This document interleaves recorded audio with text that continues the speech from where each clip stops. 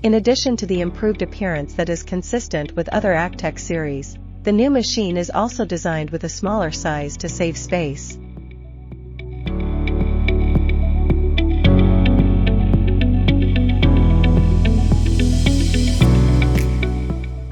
The control platform is equipped with an air pressure alarm device, which can detect whether the machine is connected to gas and the air pressure.